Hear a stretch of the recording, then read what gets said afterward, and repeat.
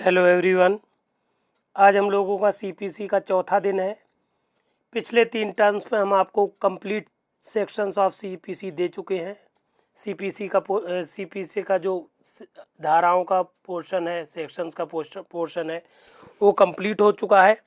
अब आज से हम आपके ऑर्डर आदेश शुरू करा रहे हैं। आदेश का पोर्शन है। 2 दिन में सारे इम्पोर्टेंट आदेश हम आपको कंप्लीट करा देंगे, जो हर एग्ज़ाम के लिए, चाहे वो HJS हो, PCSJ हो, JLO हो या कोई भी एंट्रेंस एग्ज़ाम हो, सबके लिए इम्पोर्टेंट है। पहला आदेश, आदेश 1 नियम 10 क्या कहता है? आदेश 1 नियम 10 कहता है गलतवादी के नाम से वाद। क्या मतलब है इसका? कि अगर कोई ऐसा मसला हो गया है कहीं पर कि गलतवादी के नाम से कोई वाद संस्थित हो गया, या कोई ऐसा संदेह हो रहा है कि ये वादी नहीं है बल्कि दूसरा आदमी वादी है और गलत नाम चढ़ गया है, वहाँ पर लिख गया है, तो क्या करेगा न्यायालय? ऐसे समाधान पर पहुँचने के बाद कि हाँ सचमुच में कोई भूल ऐसी हो गई लोग पक्षकारों से कि वादी का नाम सचमुच में गलत लिख गया है, और ऐसे गलतवादी के नाम से लिखे जाने से कार्रवाई प्रारंभ होने से, वाद प्रारंभ होने से आगे जाके न्याय दूषित हो जाएगा। तो न्यायालय क्या करेगा? पूरी जांच पड़ताल के बाद आदेश दे सकेगा कि भाई इस वाद में वादी का नाम परिवर्तित किया जाए या प्रतिस्थापित कर दिया जाए, मतलब उससे जो नाम लिखा गया उसके नाम जगह पर दूसरा नाम प्रतिस्थापित कर दिया जाए। ऐसा आदेश न्यायालय कर सकेगा। इसमें एक इम्पोर्टेंट केस आप समझ लीजिए, गुरमीत सिंह भाटिया बनाम किरण कांत रॉबिन्सन AIR 2019।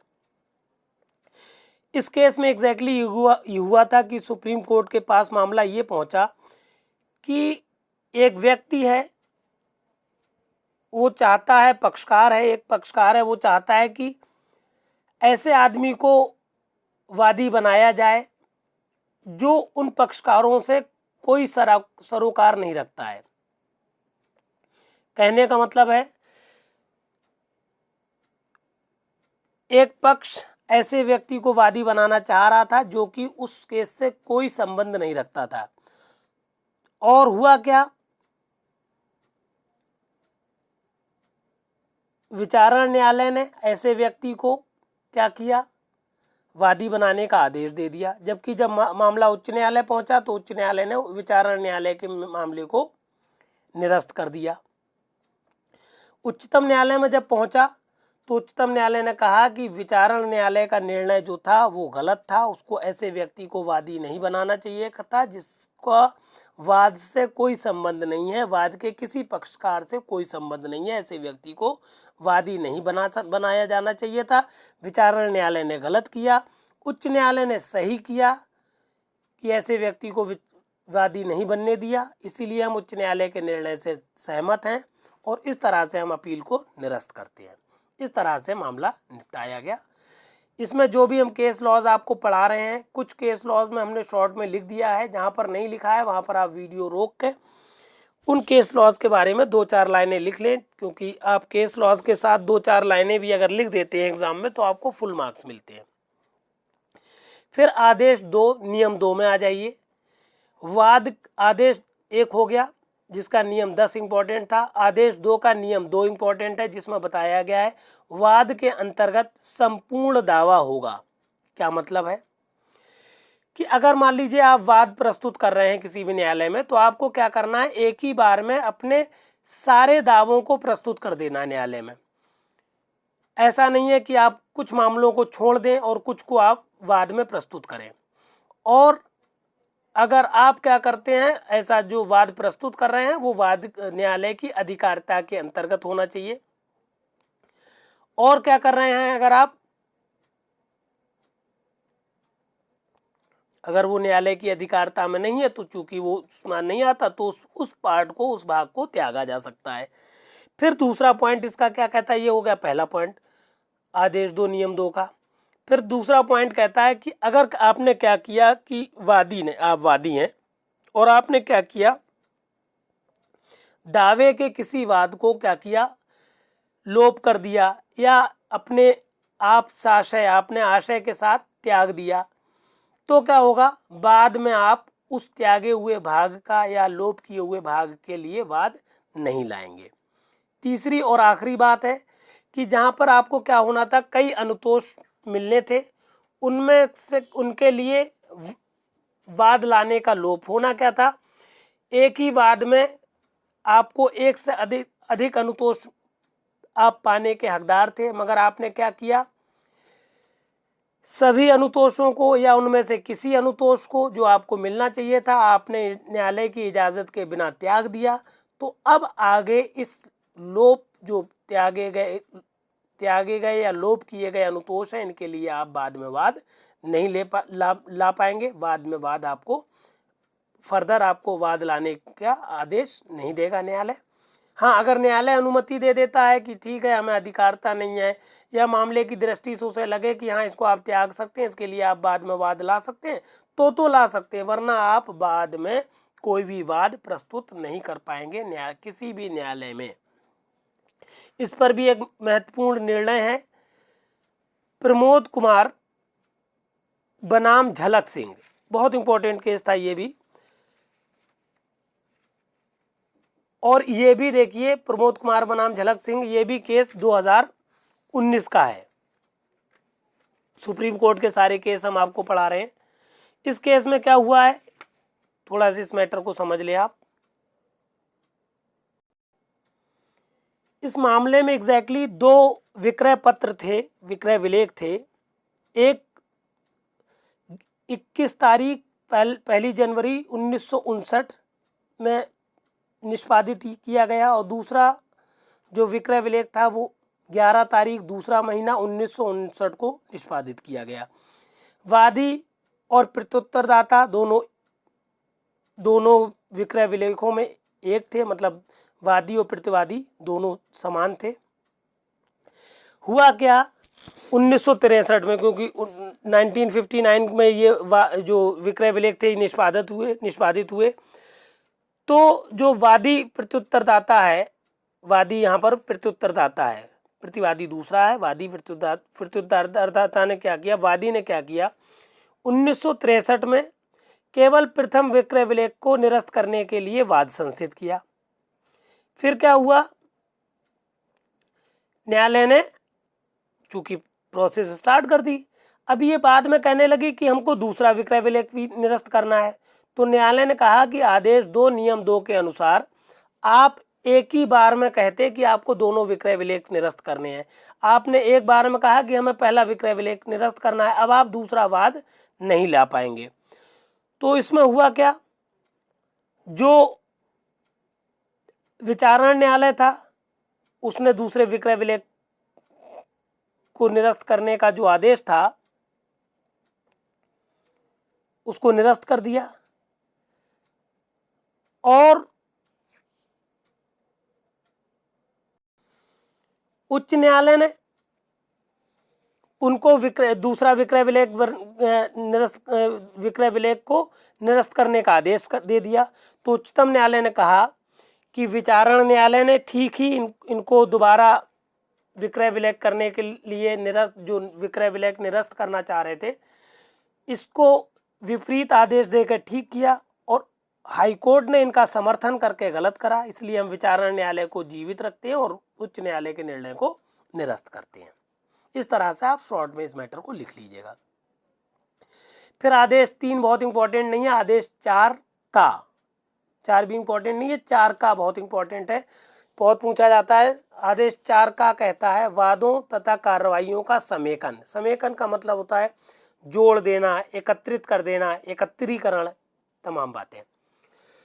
तो इसमें आपको लिखना क्या होता है कि अगर 2 या 2 से ज़्यादा वाद या कार्रवाई एक ही न्यायालय में लंबित हो, और जिस न्यायालय में ये मामले लंबित हैं, न्यायालय की राय है, न्यायालय को ऐसा लगता है कि न्याय के हित में ये उचित है, समीचीन है, ये बेहतर है कि वो आदेश द्वारा उन सारे कार्रवाइयों को, उन सारे मामलों को संयुक्त रूप से विचारित करे, तो वो न्यायालय ऐसा संयुक्त विचारण का निर्देश दे सकता है। और ऐसी सारी कार्रवाइयां, ऐसी सारे वाद क्या होंगे, एक ही साक्ष्य के साथ निपटाए जा सकते हैं, या न्यायालय जैसा बेहतर समझेगा अलग अलग कार्रवाइयों में अलग अलग साक्ष्य प्रस्तुत करने के लिए कह सकता है पक्षकारों से, और इस तरह से वो मामले को निपटा देगा। यहाँ पर हमने अपना चैनल दे दिया। अब आप हमारे यूट्यूब पे डायरेक्ट अगर फिरोज सर भी डालेंगे तो आप हम तक पहुँच जाएंगे, और हमारे चैनल को सब्सक्राइब करके आप सारे वीडियोज़ पा जाएंगे। हर वीडियो के साथ PDF आपको लगी हुई मिलेगी। फिर आदेश 5 नियम 20 बहुत इंपॉर्टेंट है, प्रतिस्थापित तामील। प्रतिस्थापित का मतलब होता है एक के स्थान पर दूसरी, सब्स्टिट्यूटेड। तो प्रतिस्थापित तामील का मतलब पहले समझ लीजिए। पहले पॉइंट में मतलब बताया है कि अगर न्यायालय को ये समाधान हो जाए, पूरा विश्वास करने का कारण हो जाए कि प्रतिवादी उस पर सम्मन तामील होने की वजह से क्या हो रहा है, अपने आप को बचा रहा है, छुपा रहा है, कि जिससे उस पर सम्मन की तामील ना हो पाए, तो न्यायालय क्या करेगा, ऐसी सम्मन तामील के लिए आदेश देगा कि ऐसे सम्मन की एक प्रतिलिपि क्या हो, उस न्यायालय सदन के किसी ऐसे स्थान पर लगा दी जाए जो आसानी से दिख सके, या फिर जो व्यक्ति जिस पर सम्मन किया गया है उसके घर पर लगा दी जाए उसकी एक प्रतिलिपि, या फिर जहाँ पर वो कारोबार करता था या जहाँ रहता था या अंतिम बार जहाँ देखा गया, ऐसे किसी स्थान पर उस सम्मन की प्रतिलिपि लगा दी जाए जो कि आसानी से देखी जा सकती है। तो इस तरह से जो सम्मन की तामील कराई जाती है, इस तामील को कहते हैं आप प्रतिस्थापित तामील। अब दूसरे पॉइंट में बताया गया है कि प्रतिस्थापित तामील का प्रभाव क्या होता है। तो सिंपल सी बात है, प्रतिस्थापित तामील का प्रभाव वही होगा जैसे कि वो डायरेक्ट प्रतिवादी पर की गई हो, जैसे कि जनरल तौर पर सम्मन की तामील की जाती है। फिर तीसरे पॉइंट में बताया गया है कि जहां तामील प्रतिस्थापित की गई हो वहां उप संजाति के लिए समय का नियत किया जाना। अगर प्रतिस्थापित तामील की जाएगी, आदेश देगा न्यायालय प्रतिस्थापित तामील करने का, तो उस तामील में क्या करेगा, उस प्रतिवादी को उपस्थित ऐसी जगह जहां न्यायालय कह रहा है या ऐसे समय जो न्यायालय दे रहा है, उस समय और उस स्थान पर प्रतिवादी को उपस्थित होना होगा। ये सारी की सारी बातें प्रतिस्थापित तामील में अंकित की जाएंगी, लिखी जाएंगी। फिर आदेश 6 नियम 17 पर आ जाइए। अभिवचनों का संशोधन। आदेश 6 नियम 17 अभिवचनों के संशोधन से संबंधित है। आज अनुमानित हम लोग 15 आदेश पढ़ लेंगे। अनुमानित क्या पूरे 15 ही पढ़ लेंगे। तो आदेश 6 नियम 17 अभिवचनों का संशोधन से मतलब संबंधित है। इसमें कहा गया है कि न्यायालय क्या करे, कार्रवाई के किसी भी प्रक्रम पर किसी भी पक्षकार को ऐसी रीति से जो न्यायालय को न्याय संगत लगे अपने अभिवचनों को परिवर्तित या संशोधित करने की आज्ञा दे सकेगा। अभिवचन समझ रहे होंगे आप, दावा और प्रतिदावा, मतलब जो वादी होता है, वादी जो दावा प्रस्तुत करता है, प्रतिवादी प्रतिदावा या लिखित कथन प्रस्तुत करता है, तो ये सारी की सारी चीज़ें अभिवचन कहलाती हैं। तो अभिवचनों को संशोधित करने का इजाज़त दे सकेगा न्यायालय, किसी भी प्रक्रम पर दे सकेगा, कि किसी भी कार्रवाई के किसी भी प्रक्रम पर कोई भी पक्षकार चाहे तो अपने अभिवचनों में संशोधन परिवर्तन कर सकता है। अब इसमें एक परंतु जोड़ा गया जो कि इम्पोर्टेंट है। परंतु विचारण प्रारंभ होने के पश्चात संशोधन के लिए किसी आवेदन को तब तक अनुज्ञात नहीं किया जाएगा जब तक कि न्यायालय द्वारा इस निर्णय पर ना पहुंचे कि सम्यक तत्परता बरतने पर भी वो पक्षकार विचारण प्रारंभ होने से पूर्व वो विषय नहीं उठा सकता था। कहने का मतलब है, अगर विचारण प्रारंभ हो गया है तो न्यायालय आसानी से अभिवचनों में संशोधन करने का आदेश नहीं देगा जब तक कि न्यायालय को ये पूरा भरोसा ना हो जाए, पूरा समाधान ना हो जाए कि कोशिश करने के बाद भी पक्षकार क्या कर सकते थे, इससे पहले संशोधन का मामला नहीं उठा सकते थे। अगर उसको लग जाएगा कि संशोधन का मामला पहले नहीं उठाया जा सकता, तभी संशोधन की अनुमति देगा विचारण प्रारंभ होने के पश्चात, अन्यथा नहीं देगा। अब इसमें भी एक केस है बहुत इंपॉर्टेंट, वरुण पहवा बनाम Shrimati Renu Chaudhary, AIR 2019 Supreme Court. इस केस में हुआ क्या था, जो वादी थे तो वादी का नाम, एक मिनट, इसमें वादी जो थे वो कंपनी के निदेशक थे और उनके नाम से वाद संचित किया गया था। अब ये चाहते थे कि वादी के नाम की बजाय क्या हो, कंपनी का नाम आ जाए, जिससे कंपनी के खिलाफ केस चल सके। तो ये अपने नाम की जगह कंपनी का नाम प्रतिस्थापित कराना चाह रहे थे। तो जब सुप्रीम कोर्ट, चूंकि विचारण न्यायालय और उच्च न्यायालय ने दोनों ने क्या किया, इनके जो संशोधन की आवेदन था उसको अस्वीकार कर दिया, विचारण न्यायालय ने भी और उच्च न्यायालय ने भी। जब ये सुप्रीम कोर्ट पहुंचे तो सुप्रीम कोर्ट ने कहा कि भाई अगर ये चाहते हैं कि ये निदेशक साहब अपने नाम के जगह कंपनी का नाम प्रतिस्थापित करना चाहते हैं तो इसमें कोई बुराई तो है नहीं, भाई कंपनी के खिलाफ आप वाद प्रस्तुत करिए या कंपनी के नाम से आप वाद प्रस्तुत करिए। तो इनके नाम को प्रतिस्थापित करने का आदेश देना चाहिए था विचारण न्यायालय को भी और उच्च न्यायालय को भी। ऐसा ना करके उच्च न्यायालय ने भी गलती की और विचारण न्यायालय ने भी गलती करी।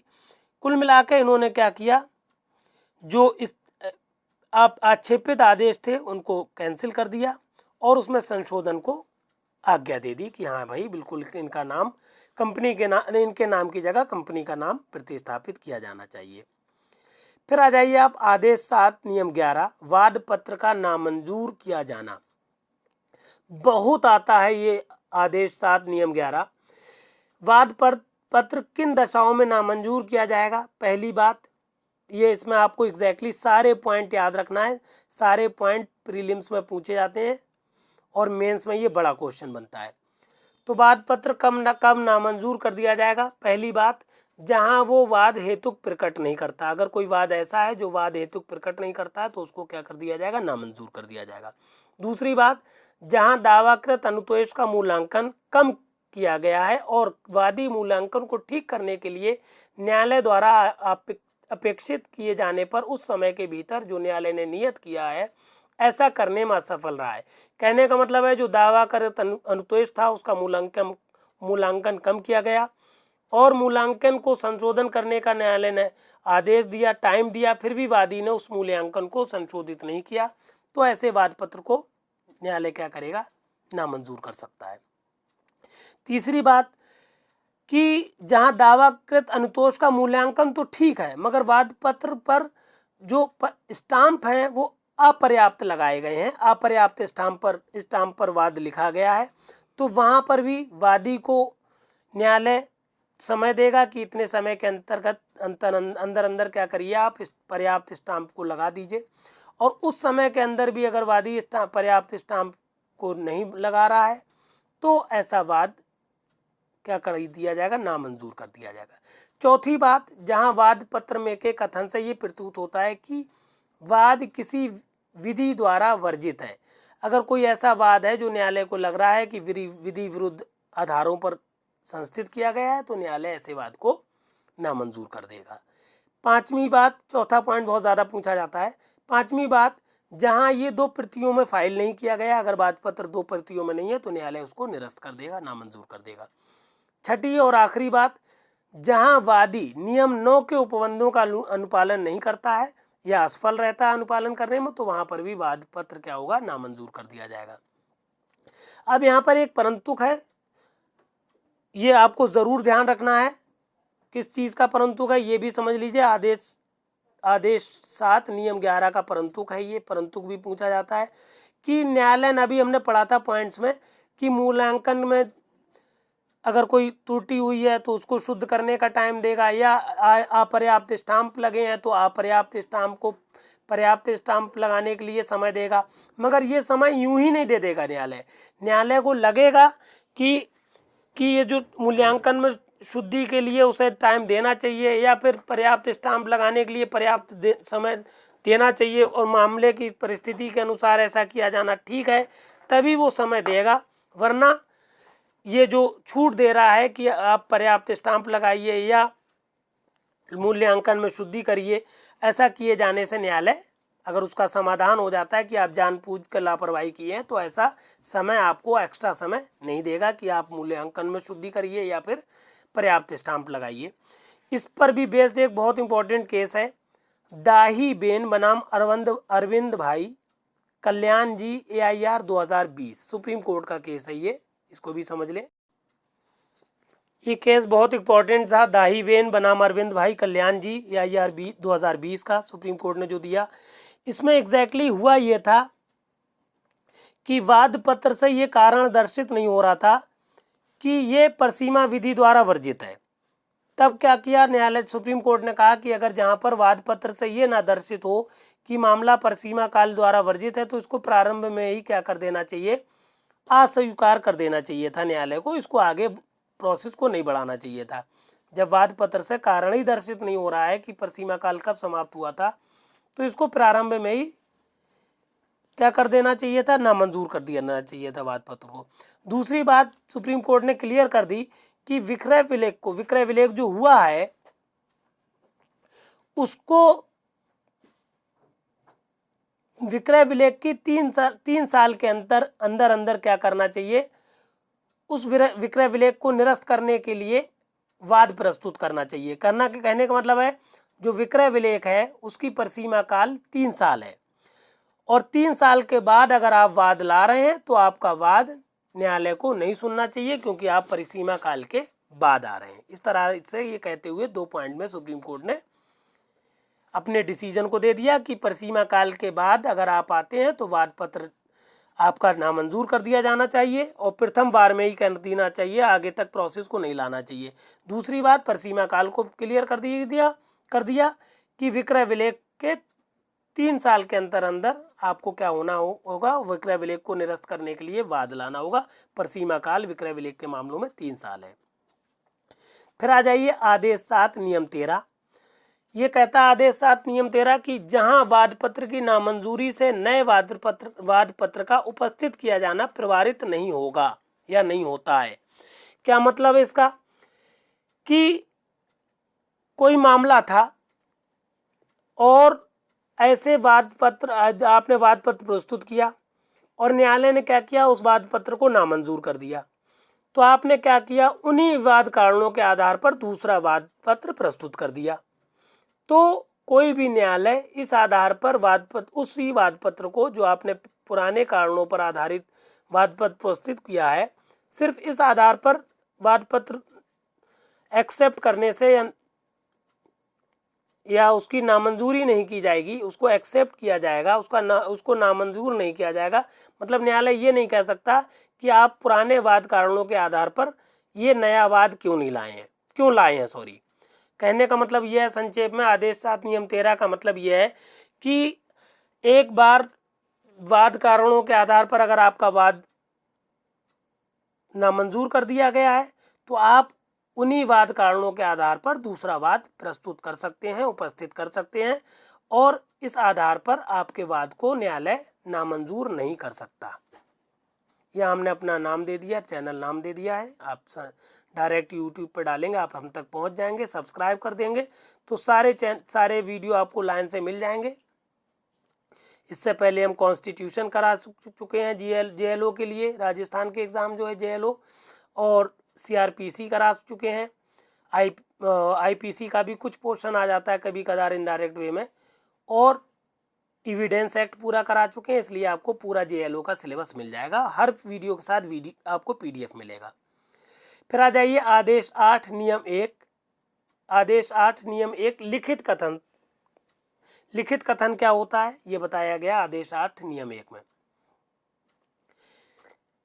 लिखित कथन अभी हमने बताया था, वादी क्या करता है, वाद पत्र प्रस्तुत करता है, और वाद पत्र के विरुद्ध खिलाफ प्रतिवादी जो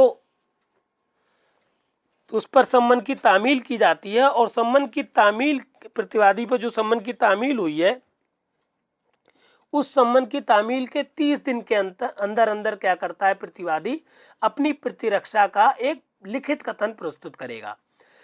कभी कभार क्या होता है, सम्मन तामील के बाद 30 दिन के बजाय अगर वो प्रतिवादी अपना लिखित कथन प्रस्तुत करने में असफल रहा है तो उसको कुछ समय की छूट दे देता है न्यायालय।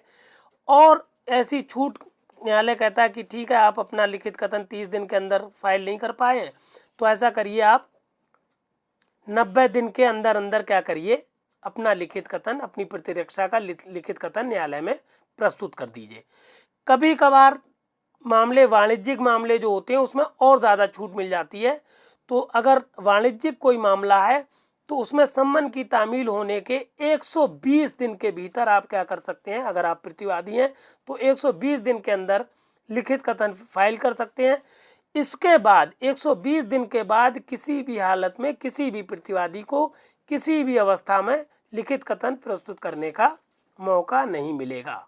वो अपना लिखित कथन प्रस्तुत करने का जो चांस है वो गंवा देगा। फिर आ जाइए आप आदेश 8 नियम 6 में। आदेश 8 नियम 6 मुजरा से रिलेटेड है। इसमें बताया गया है कि मुजरा की विशिष्टियां लिखित कथन में दी जाएंगी। बहुत इंपॉर्टेंट आदेश है ये, आदेश 8 नियम 6 बहुत ज़्यादा इंपॉर्टेंट है। इसमें बताया गया है कि मुजरा, पहले समझ ले, मुजरा का मतलब होता है कि मान लीजिए आप पार्टी ए हैं, आप वादी हैं, आपका प्रतिवादी के ऊपर कुछ उधार है और प्रतिवादी का आपके ऊपर कुछ, मान लीजिए आपका 10,000 रुपया उधार वो आ रहा है वादी पर, प्रतिवादी पर, और प्रतिवादी का आपके ऊपर 5,000 हो रहा है। तो न्यायालय क्या करेगा, चूंकि आपका एक दूसरे पर लेन देन है तो न्यायालय 5,000 को कैंसिल करके जिस व्यक्ति के ऊपर 10,000 रुपये निकल रहे हैं उससे कहेगा कि आप इनका 5,000 रुपये का मुजरा कर दे रहे हैं हम, और 5,000 आपको जो ये बचे हुए हैं वो इनके आप प्रदान कर दीजिए। तो ये कहलाता है मुजरा। मतलब समान पक्षकारों के जो धनराशि एक दूसरे के ऊपर आ रही होती हैं उनमें से बड़ी राशि में से छोटी राशि को घटा देना, कैंसिल कर देना, ये मुजरा है। इसको लिखना कैसे ये ज़रूर समझ लीजिए। जहां तक धन की वसूली के वाद में प्रतिवादी न्यायालय की अधिकारिता की धन संबंधी सीमाओं से अनधिक धन की कोई अभिनिश्चित राशि जो वो वादी से वैध रूप से वसूल कर सकता है, वादी के मांग के विरुद्ध मुजरा करने का दावा करता है और दोनों पक्षकार वही हैसियत रखते हैं जो वादी के वाद में उनकी है, वहां प्रतिवादी मुजरा के लिए चाही गई ऋण की विशिष्टियां देते हुए लिखित कथन वाद की पहली सुनवाई पर उपस्थित कर सकेगा। ये बात बहुत इंपॉर्टेंट है कि प्रतिवादी भी क्या है, वादी ने तो वाद दायर किया ही किया है और प्रतिवादी का भी वादी के ऊपर कुछ ऋण निकल रहा है, धन निकल रहा है, तो प्रतिवादी भी क्या करेगा, अपने धन की वसूली के लिए उस वादी के विरुद्ध मुजरा करने का दावा करेगा। कब कर सकता है कि जब दोनों पक्षकार जो हों एक दूसरे के विरुद्ध एक ही मामले में एक दूसरे के देनदार हों, और ऐसी सारी विशिष्टियां आपको लिखित कथन में देनी होंगी। लिखित कथन आपका जो मुजरा है वो लिखित कथन के रूप में होगा और ऐसे लिखित कथन में ऐसा लिखित कथन आपको पहली सुनवाई पर ही न्यायालय में उपस्थित करना पड़ेगा। अगर पहली सुनवाई को आप उपस्थित नहीं कर पाए हैं अपना लिखित कथन, तो आपको बाद में लिखित कथन उपस्थित करने का मौका तब तक नहीं मिलेगा जब तक कि न्यायालय इसकी आज्ञा ना दे। आपको न्यायालय आज्ञा देगा तभी आप उस प्रथम तिथि के बाद क्या कर सकते हैं, मुजरे का दावा कर सकते हैं। दूसरे पॉइंट में बताया गया मुजरा का प्रभाव क्या होता है। तो चूंकि मुजरा जो है लिखित कथन का तरह होता है और लिखित कथन का प्रभाव जो है वो प्रतीपवाद का मतलब होता है क्रॉस केस के रूप में होता है। कहने का मतलब एक दूसरे के विरुद्ध होता है और इसमें सारे के सारे वाद पत्र के सारे पहलू होते हैं, सारी चीज़ें वाद पत्र के समान होती हैं, इसलिए मुजरा को वाद पत्र के रूप में आप समझ सकते हैं। पूछा जाता है वाद पत्र में किस तरह के वर्णन होते हैं, तो मुजरा में वाद पत्र के समान सारे वर्णित पैराग्राफ्स होते हैं, जिसे न्यायालय क्या करता है, मूल दावे और मुजरा दोनों के संबंध में अंतिम रूप से निपटाए जाने के लिए समर्थ हो जाने पर किंतु डिक्रीत रकम पर प्लीडर को डिक्री के अधीन देय खर्चों के बारे में उनके धारणा पर अधिकार पर इससे प्रभावी नहीं पड़ेगा। कहने का मतलब है न्यायालय के सामने चूंकि वादी ने भी दावा किया हुआ है, प्रतिवादी ने मुजरा के लिए दावा किया हुआ है, प्रति दावा किया हुआ है, तो क्या करे, लिखित कथन प्रस्तुत किया गया है तो न्यायालय क्या करेगा, दोनों पक्षों को सुनेगा और दोनों को पक्षों को सुनने के बाद मामले को अंतिम रूप से निपटा देगा। फिर तीसरी बात है, प्रतिवादी द्वारा दिए गए लिखित कथन संबंधी नियम मुजरा के दावे के उत्तर में दिए गए लिखित कथन के को भी लागू होंगे। कहने का मतलब है प्रतिवादी जो लिखित कथन प्रस्तुत कर रहा है वो सारे के सारे नियम मुजरा के दावों के रूप में जो उत्तर देता है उसके भी लिए ये लिखित कथन के ही रूप में लागू होंगे। कहने का मतलब है क्योंकि मुजरा जो है एक तरह से लिखित कथन है, इसलिए लिखित कथन के सारे तथ्य जो है मुजरा में उपस्थित होते हैं। फिर आदेश 8 नियम 6 का प्रतिदावा से संबंधित है। इसमें कहा गया है, आदेश 8 नियम 6 का में कहा गया है प्रतिवादी द्वारा प्रतिदावा। क्या कहने का मतलब है, इसको ऐसे लिखेंगे आप, दोनों को समझ लीजिए, मुजरा और प्रतिदावा को, दोनों को बहुत ध्यान से समझिएगा, बार बार वीडियो को रोक कर समझिएगा अगर कोई चीज़ समझ नहीं आ रही है। प्रतिदावा में कहा गया है कि वाद में प्रतिवादी नियम 6 के अधीन मुजरा के अभिवचन के अपने अधिकार के अतिरिक्त वादी के दावों के विरुद्ध प्रतिदावे के रूप में किसी ऐसे अधिकार का दावे को जो वादी के विरुद्ध प्रतिदावा को फाइल किए जाने के पूर्व या पश्चात किंतु प्रतिवादी द्वारा अपनी प्रतिरक्षा प्रदत्त किए जाने के पूर्व या अपनी प्रतिरक्षा प्रदत्त किए जाने के लिए परिसीमित समय का अवसान हो जाने के पूर्व किसी वाद हेतु के बारे में ऐसा मामला उठा सकेगा और ऐसी नुकसानी के बारे में प्रतिदावे के रूप में ऐसा जो वो प्रश्न उठाएगा वो प्रतिदावा के नुकसान के रूप में अपने वाद को न्यायालय की अधिकारिता की सीमाओं के अंतर्गत वाद प्रतिदावा प्रस्तुत कर सकेगा। कहने का क्या मतलब है, कहने का मतलब यह है कि वादी के विरुद्ध क्या होगा, प्रतिवादी मुजरा के अतिरिक्त क्या करेगा, प्रतिदावा कर सकेगा। और ऐसा प्रतिदावा फाइल करने कब कर सकेगा वो, कि जितनी प्रतिरक्षा के लिए समय मिला है या समय बढ़ा दिया गया है, तो जो समय बढ़ाने के बाद जो सीमा मिली है उस समय सीमा के अंदर ही वो प्रतिदावा प्रस्तुत करेगा। इसमें पूछा जाता है, मुजरा चूंकि एक ढाल के तरह है और प्रतिदावा एक तलवार की तरह है। प्रतिदावा जो है अतिरिक्त बल रखता है और इसमें कह दिया गया कि जो प्रतिदावा आप करेंगे ये न्यायालय की धन संबंधी सीमाओं से अधिक नहीं होना चाहिए, बस ये एक कंडीशन है। दूसरे पॉइंट में बता दिया गया कि प्रतिदावे का प्रभाव जो होता है वो प्रतिविवाद, जैसे कि मुजरा था क्रॉस सूट, वो ये भी एक क्रॉस सूट है, क्रॉस सूट के प्रभाव के समान होता है। और इसमें भी वही बात है कि जब न्यायालय के सामने मूल वाद होता है और प्रतिदावा होता है तो न्यायालय क्या करता है, दोनों पक्षों को सुनने के बाद एक निर्णय देता है और इस आधार पर मामले को अंतिम रूप से निपटा देता है। चौथी बात बताई गई है, प्रतिदावे को वाद पत्र के रूप में माना जाएगा। जो प्रतिदावा आप प्रस्तुत कर रहे हैं ये भी, इसमें भी वाद पत्र के सारी चीज़ें होते हैं और सारे वाद पत्र के नियम लगेंगे, रूल्स लगेंगे और इसको भी वाद पत्र के रूप में ही माना जाएगा। फिर आप आ जाइए, एक केस है इसमें, केस लॉ, अशोक कुमार कालरा बनाम विंग कमांडर सुनील अग्निहोत्री, बहुत इंपॉर्टेंट केस है ये।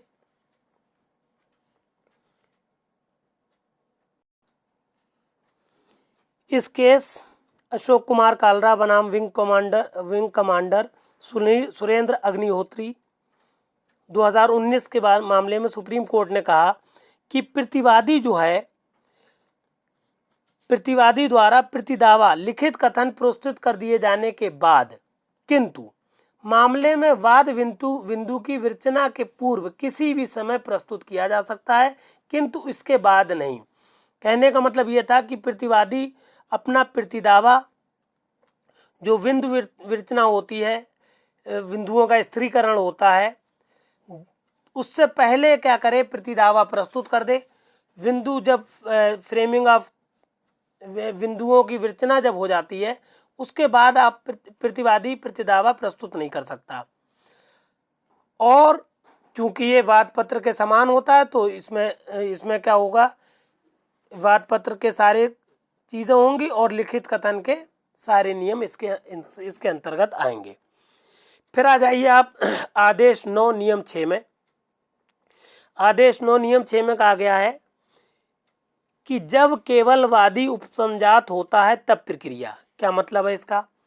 हुआ क्या कि मामले की तारीख आई, सुनवाई हुई, सुनवाई की तारीख के दिन क्या हुआ, पुकार हुई, और पुकार के समय के सिर्फ और सिर्फ कौन हुआ, वादी उपस्थित है और प्रतिवादी वहां से गायब है।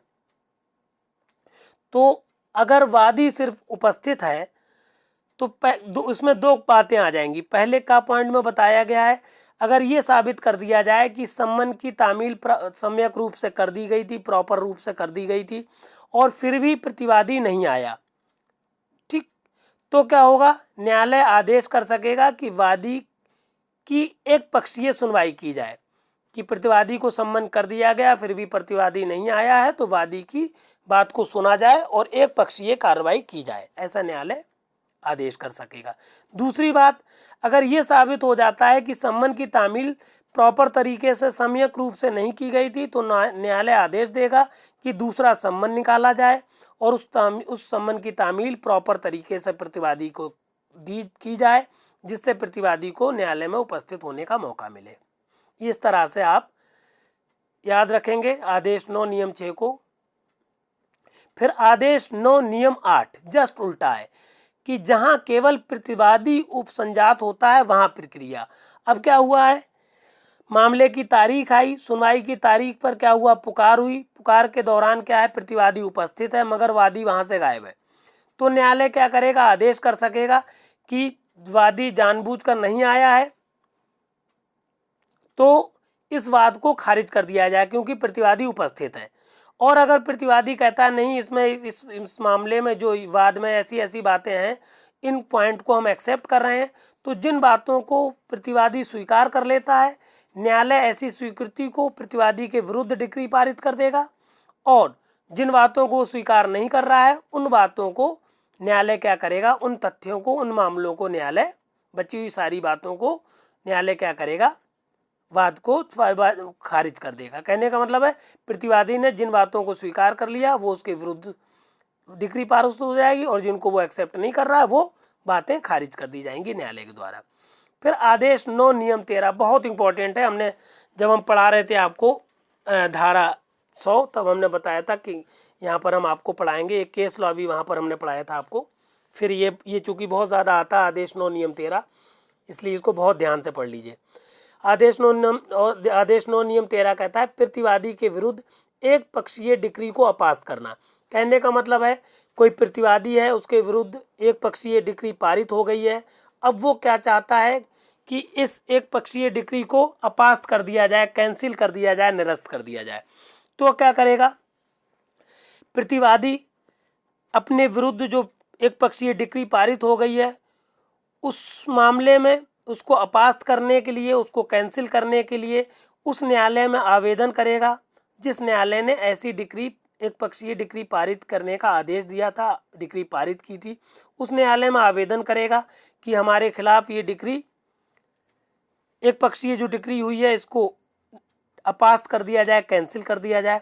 और अगर न्यायालय को समाधान हो जाता है न्यायालय का कि हाँ ये जो प्रतिवादी है इस पर प्रॉपर तरीके से सम्मन की तामील नहीं की गई थी, या सम्मन सही से इसके पास पहुंचा नहीं था, ये, या कोई ऐसा कारण लगे कि प्रतिवादी जो था मौके पर पहुंचने में असमर्थ था, या ऐसे पर्याप्त कारण थे जिससे प्रतिवादी न्यायालय के समक्ष उपस्थित नहीं हो पाया, और उपस्थित न होने के कारण एक पक्षीय डिक्री पारित हो गई इसके खिलाफ, तो न्यायालय को अगर ये सब समाधान हो जाते हैं तो न्यायालय क्या करेगा, एक पक्षीय डिक्री को अपास्त करने का, कैंसिल करने का आदेश देगा और कहेगा कि इसमें जो खर्चा है, जो इसकी कोर्ट फीस है, ये सब आप जमा करिए क्योंकि न्यायालय का समय बर्बाद हुआ, न्यायालय में जो फीस जमा होना चाहिए वो आप जमा कर दीजिए, और एक न्यायालय एक तारीख दे देगा कि इस तारीख पर आइए और आपकी बात सुनेंगे हम।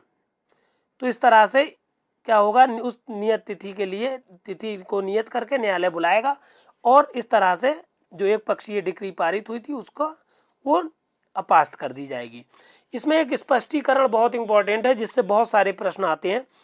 स्पष्टीकरण ये कहता है कि अगर हुआ क्या है, एक पक्षीय डिक्री पारित हो गई किसी प्रतिवादी के विरुद्ध, तो वो क्या कर रहा है, उसने अपील कर दी, तो अपील कर दी और अपील का निपटारा हो गया, ठीक, अपील का निपटारा हो जाता है, तो अब वहां पर वो क्या करेगा, इस एक पक्षीय डिक्री को अपास्त करने के लिए आवेदन नहीं कर पाएगा, जबकि अपील का निपटारा इस कारण से भिन्न हो गया हो कि उसने अपील को वापस लिया हो। कहने का मतलब आप समझ लीजिए इस स्पष्टीकरण का कि एक पक्षीय डिक्री किसी प्रतिवादी के विरुद्ध पारित हुई, तो प्रतिवादी को दो अधिकार प्राप्त हैं, दो में से कोई एक अधिकार प्राप्त है, या तो वो क्या करे, अपने उस न्यायालय ने जिसने अपील पारित, एक पक्षीय डिक्री पारित की है, उससे ऊपर वाले न्यायालय में अपील कर दे, या फिर उसी न्यायालय में आवेदन करे कि हमारी एक पक्षीय डिक्री को अपास्त कर दिया जाए। तो इनमें से एक काम कर सकता है वो, यही बिल्कुल बात बताई गई है।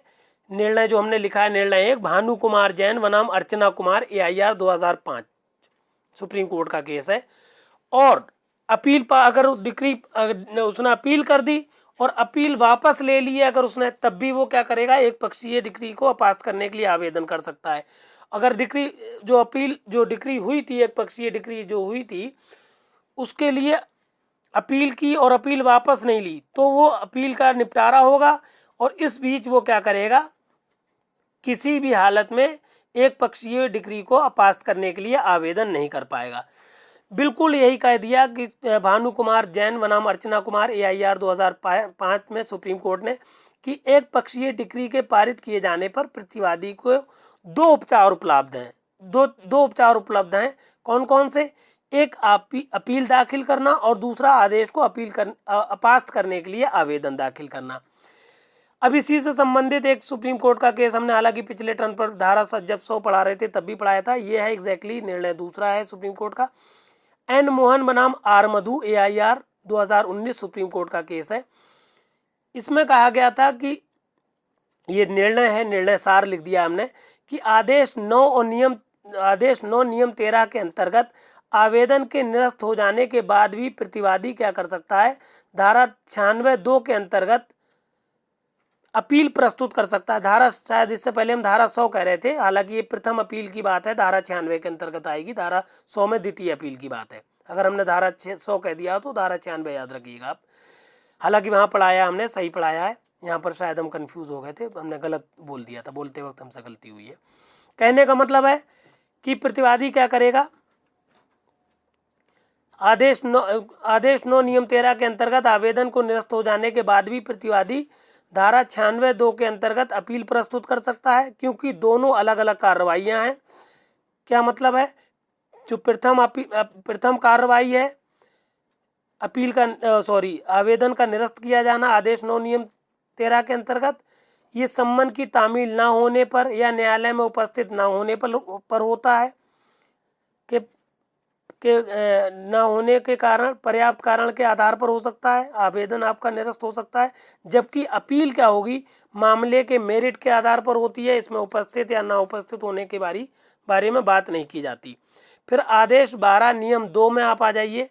आदेश 12 नियम 2 कहता है दस्तावेजों की स्वीकृति के लिए सूचना। क्या मतलब है इसका, कि दोनों पक्षकार, चाहे वो वादी हो चाहे वो प्रतिवादी हो, दोनों पक्षकारों को जो टाइम मिलता है दस्तावेजों को स्वीकार करने का, अगर अपवादिक दशाएं नहीं हैं तो उन जो दस्तावेज उसके सामने भेजे गए हैं, प्रस्तुत किए गए हैं, तो अपवादिक दशाओं को छोड़कर 7 दिनों के अंदर दोनों पक्षकारों को वो दस्तावेज स्वीकार कर लेना चाहिए। पहले ये तिथि 15 दिन थी, अब 7 दिन हो गई है। 7 दिन के अंदर दोनों पक्षकारों को दस्तावेज स्वीकार कर लिए जाना चाहिए। ये बात ध्यान रखेंगे क्योंकि संशोधन हुआ है, इसलिए ये आदेश 12 नियम 2 बहुत पूछा जाता है। फिर आ जाइए आदेश 13 नियम 8 में, न्यायालय किसी दस्तावेज के परिबद्ध किए जाने का आदेश दे सकेगा। परिबद्ध कहते हैं बांध कर रखने को। तो न्यायालय को अगर लगता है किसी कारण से कि बाद में कोई ऐसे तथ्य प्रस्तुत किए गए हैं, कोई ऐसे दस्तावेज हैं, कोई ऐसी वही हैं, कोई ऐसे कागज़ हैं जिन्हें न्यायालय को लगता है कि इस कार्रवाई में ये बहुत ज़रूरी है, तो न्यायालय क्या करेगा, उनको परिबद्ध किए जाने का आदेश दे सकेगा और वो उनको परिबद्ध करने के बाद अपनी अभिरक्षा में रखे जाने का निर्देश दे सकेगा। हालांकि इसमें हमने ब्रैकेट में लिख दिया है, परिबद्ध किए जाने से संबंधित एक धारा है सीआरपीसी में 104, तो आप आदेश 9 नियम 8 दोनों को 13 आदेश 13 नियम 8, तो 13 को 8 से मल्टीप्लाई कर दीजिएगा तो सीआरपीसी की धारा 104 बन जाएगी। तो परिबद्ध करने का सीआरपीसी में भी पूछा जाता है तो मैटर यही लिख सकते हैं, मैटर सेम है और धारा 104 है, यहाँ पर आदेश 13 नियम 8 है। इस तरह से फिर आप आ जाइए, आज का आदेश आखिरी है, आदेश 15 ये आखिरी आदेश पर हम आ चुके हैं। आदेश 15 नियम 5 कहता है, ग्रहित भाटक, भाटक कहते हैं किराए को, निक्षेप कहते हैं डिपॉजिट को, निक्षेप करने की असफलता के लिए प्रतिरक्षा को अपास्त करना। क्या मतलब है इसमें कि होता क्या एग्जैक्टली आदेश 15 नियम 5 कि कोई किराएदार है या कोई पट्टा करता है, उस पर क्या हुआ, किराया बाकी है और वो समय दिया गया उसको और फिर भी वो किराया जमा नहीं कर रहा है और फालतू के बहानेबाजी कर रहा है, तो न्यायालय क्या करेगा, उसको बेदखल करने का आदेश दे सकेगा कि आपने किराया जमा नहीं किया, इसलिए आप इनके पट्टे की या किराएदारी की जो ज़मीन है वो खाली कर दीजिए और निकल जाइए यहाँ से। इसको लिखेंगे कैसे, आप ये समझ लीजिए। पट्टाकर्ता द्वारा अपने पट्टे के अवधारण के बाद पट्टेदार की बेदखली के लिए और उसके प्रयोग तथा अधिभोग के लिए भाटक या प्रतिकर की वसूली के लिए किसी वाद में प्रतिवादी वाद की प्रथम सुनवाई के समय या पूर्व अपने द्वारा बकाया होना स्वीकृत की गई संपूर्ण संपत्ति धनराशि को उस पर प्रतिवर्ष 9% की दर से ब्याज सहित जमा करेगा। चाहे एक बात तो ये हो गई, कहने का मतलब है पट्टाकर्ता ने कोई पट्टा किया तो पट्टेदार हो, पट्टेदार पर क्या हुआ, बेदखली का वाद कर दिया पट्टाकर्ता ने, तो पट्टेदार क्या करे, बेदखली के बाद के जो वाद उन पर हुआ है तो जो भी धनराशि उन पर बकाया है उस धनराशि पर, चाहे वो किराया हो चाहे प्रतिकर के रूप में हो, उस पूरी धनराशि पर 9% वार्षिक ब्याज की दर से क्या करें, धनराशि को न्यायालय में जमा कर दें। और अगर वो ऐसी धनराशि को 9% ब्याज के साथ न्यायालय में जमा नहीं कर पाते हैं, असफल रहते हैं, तो क्या होगा, ये तो हो गई इनके द्वारा कबूल की गई धनराशि, कबूल की गई धनराशि जो पट्टेदार ने कबूल की हो उस पर 9% ब्याज की दर से इन्हें जमा करना होगा। पूरा पैसा कब करना होगा, प्रथम सुनवाई के पूर्व या प्रथम सुनवाई के समय।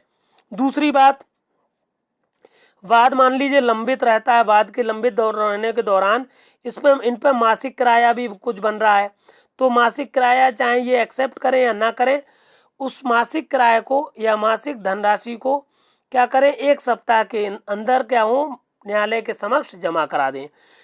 तो 2 बातें हो गई, जो इन्होंने कबूल किया जो भी धनराशि थी उस पर वार्षिक ब्याज की 9% वार्षिक ब्याज के साथ ये धनराशि जमा करें। अगर मासिक किराया है तो चाहे कबूल कर रहे हो या ना कर रहे हो, उसको 1 सप्ताह के अंदर ये क्या करें, जमा करें न्यायालय में।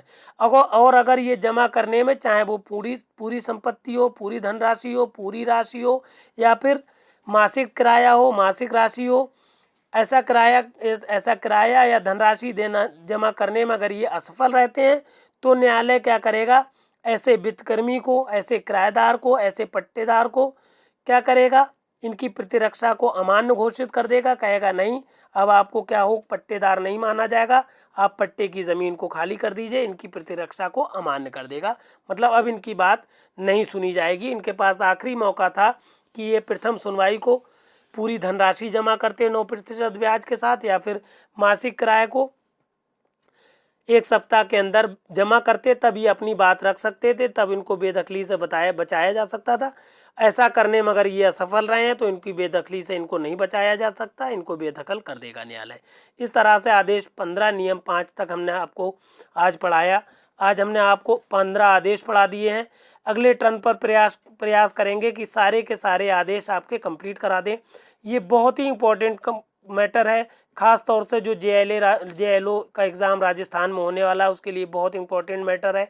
उसके अलावा हर HJS एग्ज़ाम, हर PCSJ एग्ज़ाम या हर कॉम्पिटिटिव एग्ज़ाम, चाहे वो AIBE का एग्ज़ाम हो या आप LLB कर रहे हो, सबके लिए पर्याप्त मैटर है। इसलिए जो भी लॉ से संबंधित व्यक्ति हो उनको इस मैटर को शेयर कर दीजिए। पूरा JLO का सिलेबस आप हमारे चैनल पर पा जाएंगे। जैसे ही आप सब्सक्राइब करेंगे सारा मैटर आपको मिल जाएगा। अगर कोई असुविधा हो तो हमने अपने नोट्स में अपना मोबाइल नंबर दिया, व्हाट्सएप नंबर, आप हमसे संपर्क कर लीजिए और कोई भी असुविधा होने पर आप हमसे संपर्क करेंगे, हम आपकी समस्या का समाधान कर देंगे। इस मैटर को सारे लोगों को प्लीज़ शेयर ज़रूर करें और हमारे चैनल को सब्सक्राइब ज़रूर कर लें। धन्यवाद।